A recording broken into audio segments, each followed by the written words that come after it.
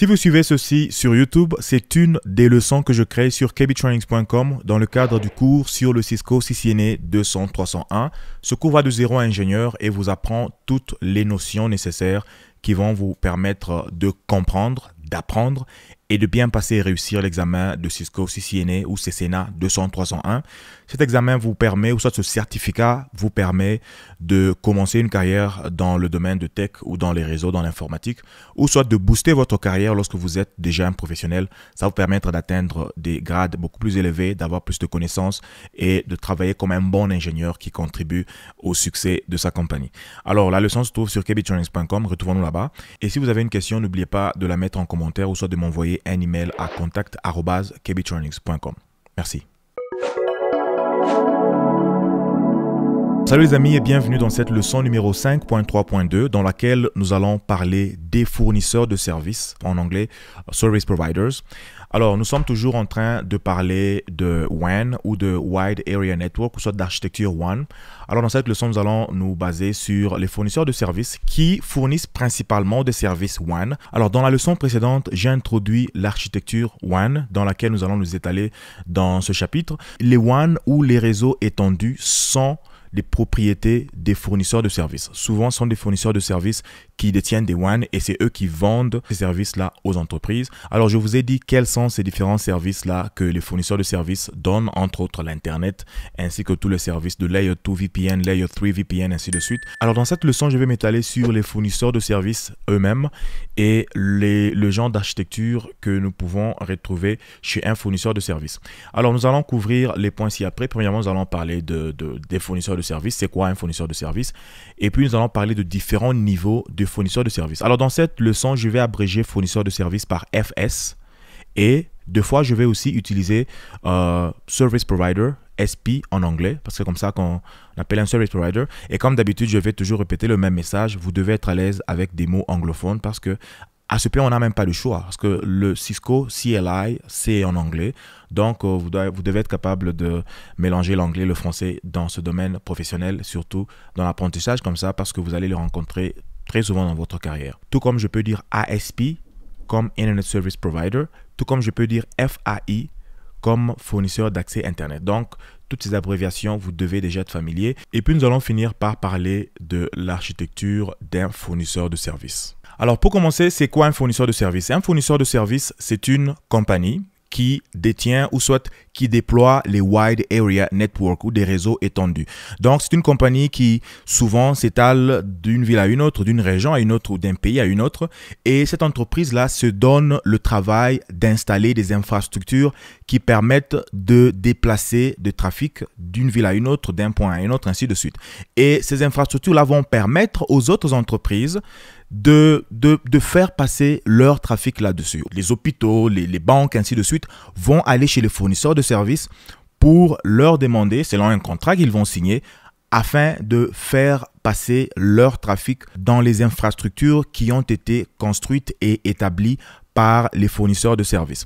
Et les fournisseurs de services, souvent, je garde ça général parce que je ne veux pas entrer en détail. Et comme je vous ai dit dans la leçon passée, il y a plusieurs services qu'un fournisseur de services peut pourvoir à une certaine compagnie. Et l'un des services, c'est l'Internet. Donc, les fournisseurs de services permettent aux compagnies d'accéder à Internet.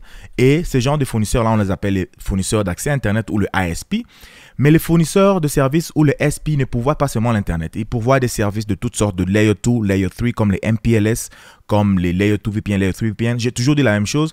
Alors, nous sommes en train de parler en général des fournisseurs de services. Nous ne parlons pas d'Internet. Internet, je vais en parler dans la prochaine leçon parce que je dois entrer dans les détails spécifiques qui font que l'Internet puisse bien marcher selon les accords qu'il y a entre plusieurs fournisseurs de services. Donc, nous allons parler de peering, nous allons parler de POP ou de Point of Presence, qui sont des endroits où différents réseaux peuvent se retrouver pour s'interconnecter entre eux, ainsi de suite. Donc, l'Internet va être dans la prochaine leçon. Des fournisseurs de services peuvent fournir des services à d'autres fournisseurs de services qui peuvent aussi fournir Internet en même temps, qu'on appelle les fournisseurs d'accès Internet. Donc, eux, ils amènent Internet aux clients. Nous, les clients ou les consommateurs normaux, tout ce que nous pouvons demander à un fournisseur de service, c'est peut-être l'accès à Internet. Parce que nous n'avons pas des bureaux à distance, ainsi de suite.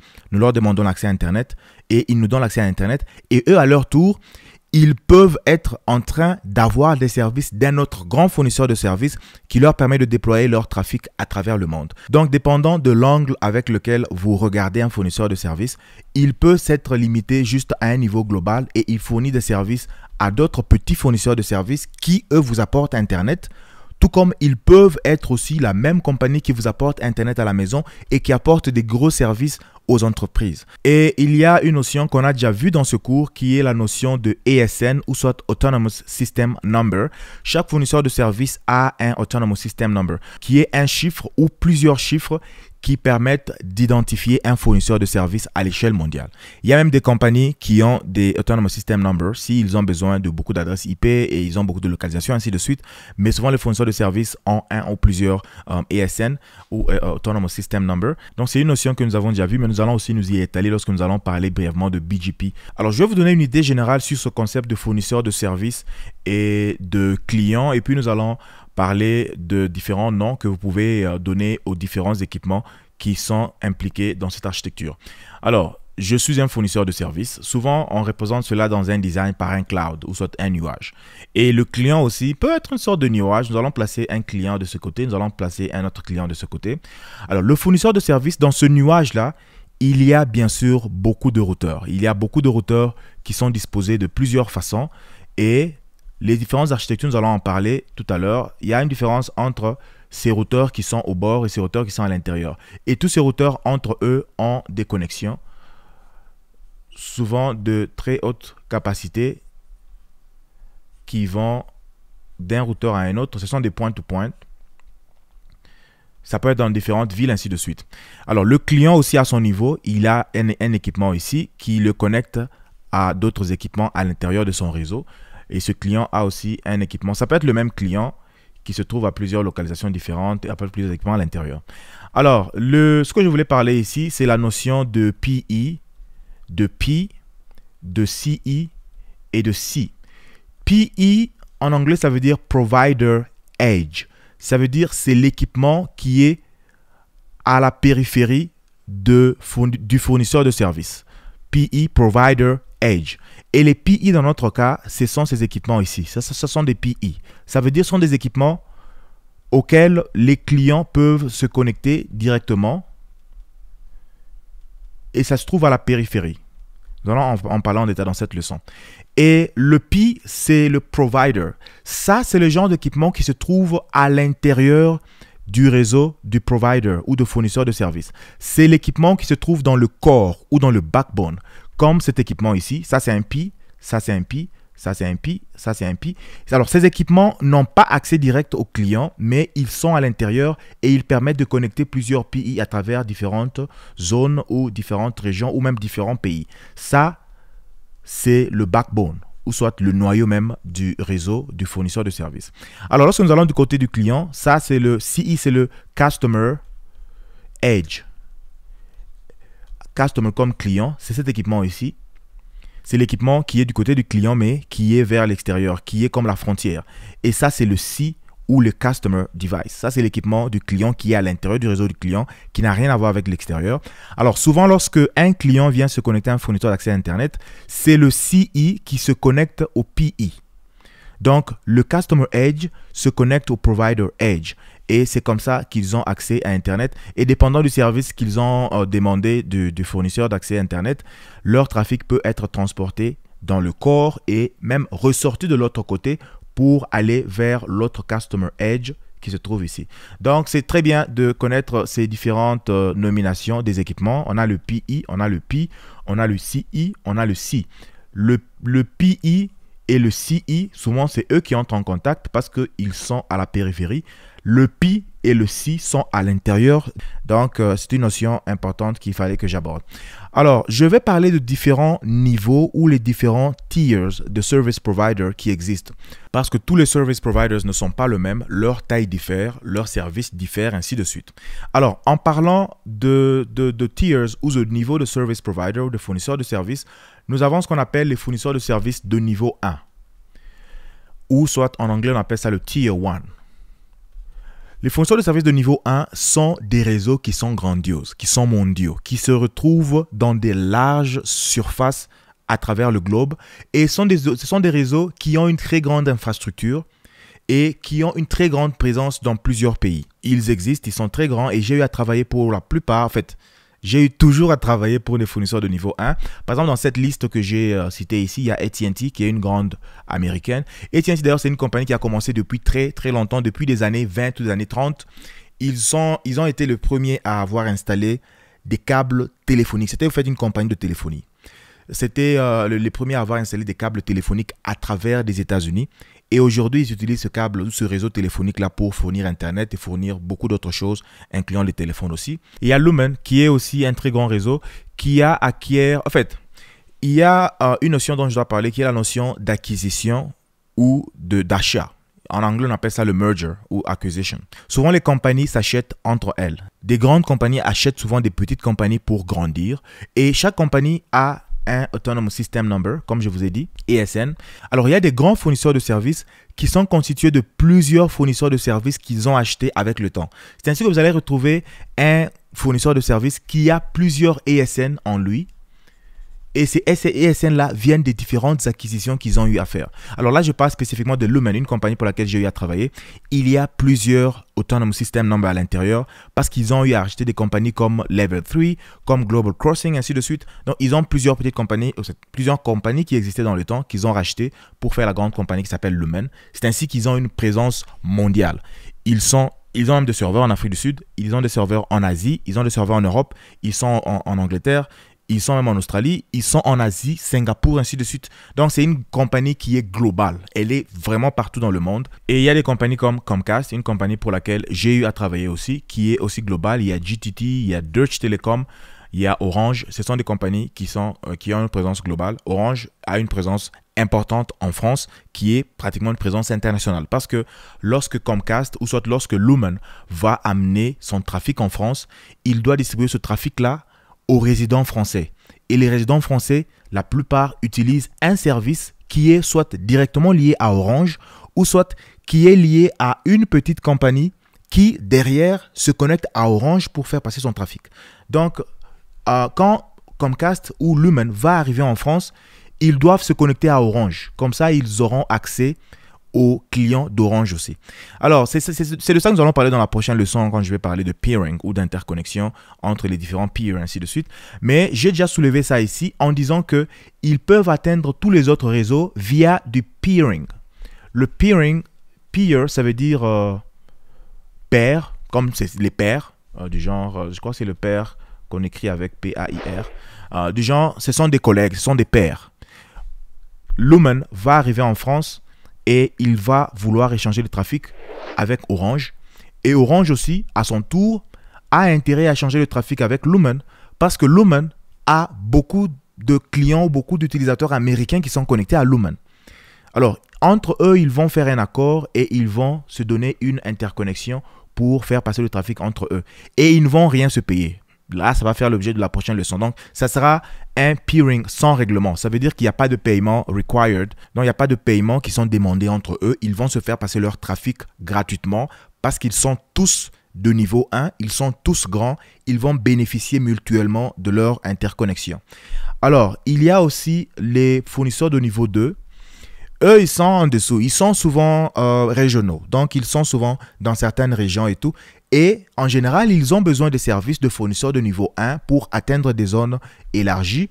Et ils font du peering avec certains fournisseurs, mais en même temps, ils peuvent aussi acheter un transit. Ça veut dire que une compagnie qui n'est pas de niveau 1, qui est de niveau 2, peut aller chez une compagnie de niveau 1 pour lui dire « S'il vous plaît, là, ce sera comme une faveur qu'on leur fait. Veuillez passer le trafic de notre client dans votre réseau. » Certains fournisseurs de niveau 1, s'ils sont bons, s'ils sont coopératifs, ils vont faire passer le trafic là gratuitement. Certains autres vont dire « Non, moi, je n'ai pas intérêt à avoir une connexion avec toi. Tu dois payer pour cette connexion-là. » Alors, ils vont faire payer aux fournisseurs du niveau 2 le transit. Ça veut dire qu'ils vont payer pour faire passer leur trafic. Et ça, c'est au niveau plus régional. Alors, au niveau local, nous avons des fournisseurs de niveau 3. Eux, moi, personnellement, je peux créer un fournisseur de réseau de niveau 3. Je me dis, oh, je vais commencer à fournir Internet aux gens de mon quartier. Et puis je déploie par exemple des services sans fil ou des stations qui se connectent sans fil et les clients de mon quartier viennent se connecter à mon réseau et moi à mon tour, je vais chez un fournisseur de niveau 2 ou un fournisseur de niveau 1 et je vais acheter les services là-bas. Donc on les appelle souvent des service providers d'accès. Donc eux c'est plus l'accès vers les clients. Mais détrompez-vous, il y a des compagnies qui sont à la fois globales, qui sont régionales et qui sont aussi locales. Donc, un fournisseur de services peut avoir tous les 3 niveaux-là. Et le niveau 3, comme je le précise ici, eux, souvent, ils achètent. Ils achètent du transit. Ils ne le font pas gratuitement parce qu'ils ont une petite présence et les grandes compagnies n'ont pas intérêt à les inclure. C'est eux plutôt qui ont intérêt à aller acheter chez les grandes compagnies pour que leurs clients puissent avoir accès à Internet ou avoir accès à tous les autres services que pourvoient les grandes compagnies. Donc, je peux représenter cela par ce diagramme ici, ou soit ce graphique. Vous pouvez constater que les Global ISPs ou les fournisseurs d'accès Internet qui sont globaux sont à un niveau élevé qui est mondial. Ils vont de pays en pays. Et il y en a qui sont régionaux, qui se connectent aux fournisseurs d'accès Internet globaux. Et il y en a aussi qui sont des fournisseurs d'accès tout simplement. Eux se connectent aux fournisseurs d'accès régionaux et ils se connectent aux fournisseurs d'accès globaux pour avoir une présence mondiale. Et il y a ces choses dont nous allons parler dans la prochaine leçon qui sont le IXP ou le Internet Exchange Point. Ce sont des points où les différents fournisseurs se connectent. Et c'est comme ça que les trafics peuvent passer d'un fournisseur à un autre, ainsi de suite, ce qui fait marcher pratiquement l'Internet tel que nous le connaissons aujourd'hui. Mais nous allons entrer en détail de ceci dans la prochaine leçon. Alors, si vous êtes en train d'aimer cette vidéo sur YouTube, n'oubliez pas de cliquer sur j'aime et aussi partager la vidéo avec votre communauté. Et si vous êtes un professionnel de l'IT ou si vous êtes en train d'aspirer à devenir professionnel, n'oubliez pas de vous abonner à cette chaîne parce que je partage avec vous beaucoup de projets qui ont lien avec la technique ou l'informatique ou le réseau ou la sécurité, ainsi de suite. Et aussi, suivez-moi sur Facebook, Instagram et Twitter pour beaucoup de behind the scenes ou beaucoup de petits projets que je fais derrière les scènes. Je partage avec vous là-bas. Alors, nous allons parler maintenant de l'architecture typique d'un fournisseur de services. Je dis typique parce que c'est ce que vous allez retrouver en général. En tout cas, n'importe quel type d'architecture vous allez avoir va tourner autour de ces différentes couches ici que je vais vous montrer. Mais ça peut être aligné différemment, ça peut être appelé différemment, ça peut être construit différemment. Mais typiquement, ça se retrouve de cette façon. Nous avons premièrement la couche qu'on appelle la couche backbone ou la couche core. Ça, c'est le noyau. Nous allons en parler. Puis nous avons la couche périphérique ou la couche edge. C'est celle qui est à l'extérieur, qui est proche du client. Et il y a la couche d'agrégation, qui est la couche qui regroupe tous les différents liens qui viennent des clients, ainsi de suite, et qui les ramène vers le edge ou vers le core. Et nous avons la couche d'accès. Alors, nous allons parler de ces différentes couches dans les slides qui vont suivre. Mais d'abord, je vous montre ce graphique qui vous donne un peu une idée sur ces différentes couches. Alors, commençons à partir d'ici. Nous avons la couche d'accès. La couche d'accès qui s'étend jusqu'aux clients. C'est ce qui permet aux clients qui peuvent être des business ou qui peuvent être des résidences de se connecter au service provider ou au fournisseur de services. Et dans cette couche, nous retrouvons toutes les choses qui atteignent même nos maisons, comme les modems qui viennent jusque dans nos maisons. Nous retrouvons des équipements de toutes sortes, des routeurs, ainsi de suite, qui sont connectés chez nous directement dans nos maisons. Ou même, il y a des produits sans fil ou des équipements sans fil qui nous permettent de connecter autour qui appartiennent au service provider. Et les service providers vont déployer ces tours ou ces towers sans fil qui vont permettre de nous envoyer le signal sans fil dans nos maisons. À l'intérieur du service provider, il y a des switches, il y a des équipements comme des DSLAM dont nous allons parler, qui est cet équipement qui permet d'agréger des connexions DSL. C'est là que les connexions DSL vont se retrouver. Il y a des équipements comme les CMTS, c'est là que les connexions câbles vont se connecter. Et ces équipements-là vont être réunis avec la couche d'agrégation pour enfin atteindre le réseau principal. Et la couche d'agrégation contient aussi des routeurs qui vont mettre ce tout ensemble. Et souvent, les liens que nous avons dans la couche d'agrégation sont des liens à haut débit déjà, qui permettent à ce que tous ces trafics puissent être transportés vers le edge ou la périphérie même de notre réseau. Et au niveau du edge, nous allons retrouver des équipements comme le BNG, qui sont le Broadband Network Gateway. Donc, c'est ce qui va réunir des trafics venant des CMTS ou d'autres équipements au niveau accès vers le edge. Et nous avons aussi les data centers qui sont situés à ce niveau. tous les fournisseurs de services ont besoin d'une certaine sorte de data center pour loger plusieurs de leurs services. Parce qu'ils ont plus besoin des services comme le DNS, comme le DHCP. Tous les clients ici doivent avoir leurs adresses automatiquement grâce au DHCP. Les services de sécurité, ainsi de suite. Ça va se trouver dans les data centers qui sont gérés par des fournisseurs de services.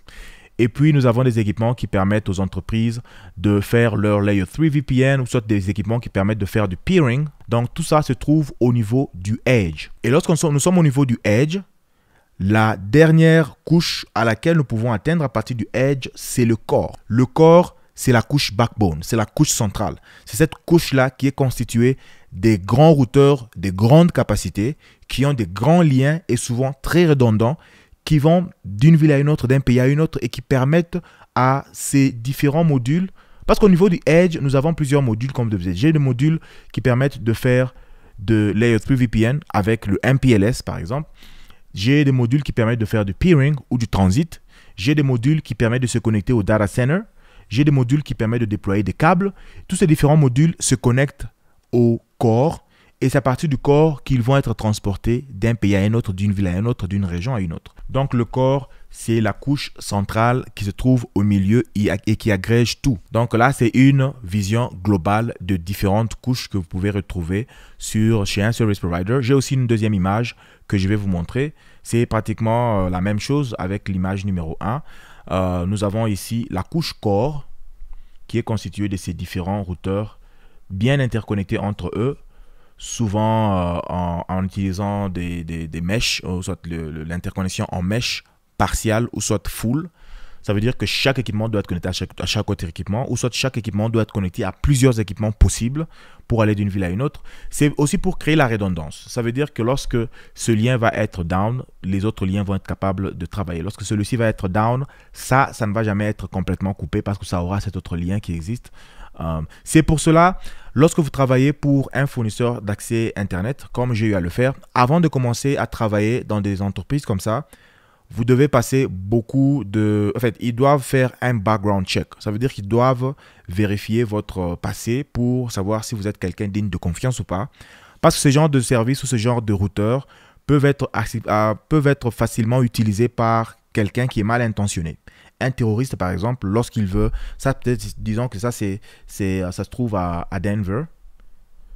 Et puis ça se trouve à LA ou à Los Angeles. Ça se trouve à Washington, D.C. ou disons, ça se trouve à Ashburn.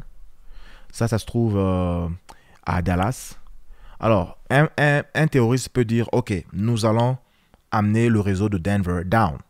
Et ça, le core, c'est souvent, comme je vous ai dit, possédé par un service provider de niveau 1 ou de Tier 1.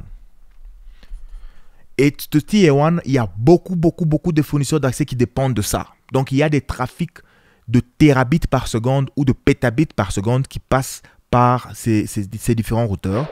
Alors, si quelqu'un mal intentionné qui a réussi à être ingénieur dans une compagnie et qui travaille pour cette compagnie, qui vient et qui shut down cet équipement. Et souvent, il y en a deux. Il peut y en avoir deux ou trois. Souvent, c'est vraiment beaucoup de redondance qui est créée. Il prend tous les trois équipements, il les shut down. Ça veut dire qu'il y aura des problèmes à Denver. Ça veut dire que beaucoup de trafic de Denver ne saura plus sortir. Bien sûr, il n'y a pas qu'un seul fournisseur qui a le core à Denver. Mais il y a plusieurs fournisseurs. Mais celui-ci est parmi les 3 ou 4 grands fournisseurs qui ont le core à Denver.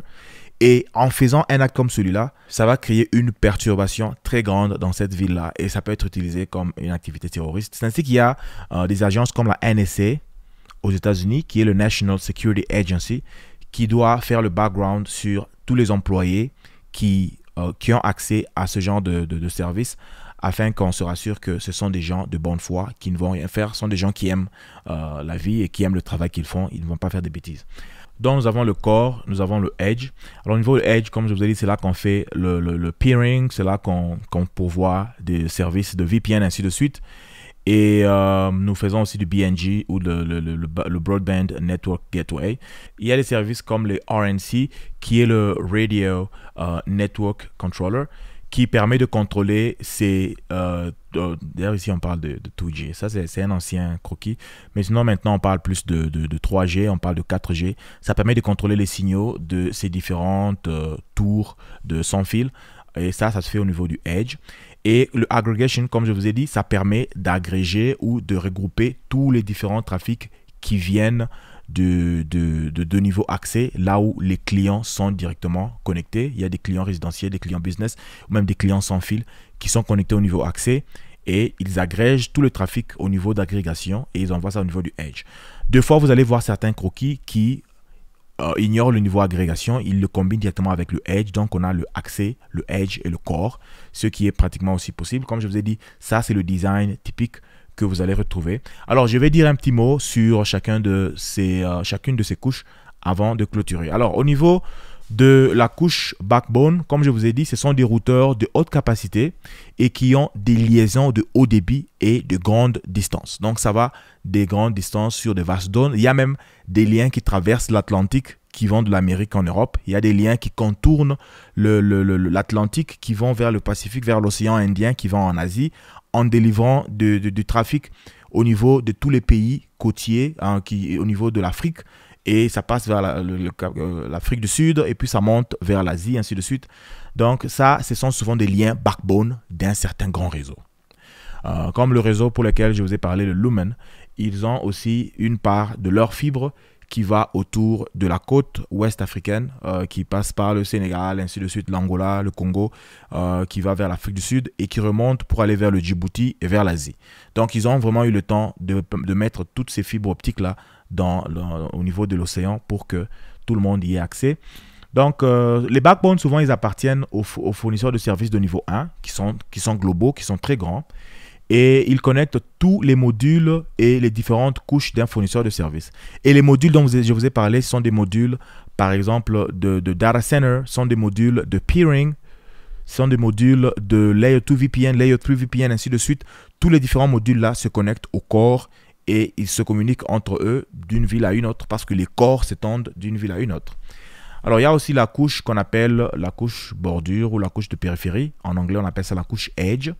Il y a des nœuds qui sont dédiés aux services, aux modules spécifiques. C'est là que ça se retrouve, comme le BNG dont j'ai parlé, les RNC, ainsi de suite, et des nœuds périphériques pour les centres de données. Donc, les centres de données ou les data centers des service providers vont avoir leurs nœuds, les nœuds qui mènent vers ces data centers-là vont se trouver au niveau du edge. Et les data centers, comme je vous ai dit, ça a plusieurs services qui permettent aux service providers de rouler sans problème, comme le DNS, le DHCP, ainsi de suite. Donc, ça se trouve à ce niveau-là. Il y a même des fois le Content Delivery Network qui ont leur contenu au niveau des data centers des service providers. Alors ça, c'est la couche Edge. Et puis, nous allons passer à la couche d'agrégation.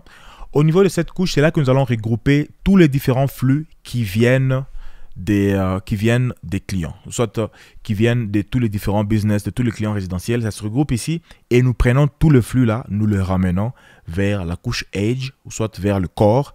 Et souvent, ça se trouve, c'est ici qu'on retrouve les PE ou les Provider Edge dont je vous ai parlé. Et j'ai oublié de mentionner que dans la couche Backbone, c'est là que nous retrouvons les P Router ou les Provider Router. Mais le PE ou le Provider Edge se trouve dans la couche d'agrégation. Et c'est aussi très commun de retrouver la couche d'agrégation merge ou soit confondue avec la couche Edge. Donc, ce n'est pas une confusion. Comme je vous ai dit, ça, c'est une architecture typique. Certains providers peuvent s'écarter un petit peu de cette architecture. Ce n'est pas un péché. Alors, ici, on retrouve les Provider Edge. Et puis, ils sont souvent situés dans des POP. Les POP, ce sont des Points of Presence. C'est là que beaucoup de service providers se retrouvent entre eux pour plusieurs raisons. Soit ils peuvent juste mettre leurs équipements là-bas, juste parce que c'est déjà un équipement, soit un bâtiment déjà bien construit dans des normes qui permettent aux fournisseurs de services de mettre leurs équipements sans crainte. Et souvent, ce sont des locaux qui n'ont pas de logo ou quoi à l'extérieur. Lorsque vous allez voir un POP, vous ne saurez pas que c'est un POP parce qu'ils ne veulent pas que les gens sachent que c'est un POP. Parce que sinon, un terroriste peut venir, il bombarde ça et puis ça va amener du désordre. On ne veut pas que ça arrive. Alors souvent, ce sont des bâtiments qui sont des fois souterrains ou des fois, la plupart c'est souterrain, mais il y a juste un niveau qui est au-dessus où se trouvent quelques personnes, mais les équipements sont en dessous. Donc ils veulent cacher ça le plus possible pour que les gens ne sachent pas.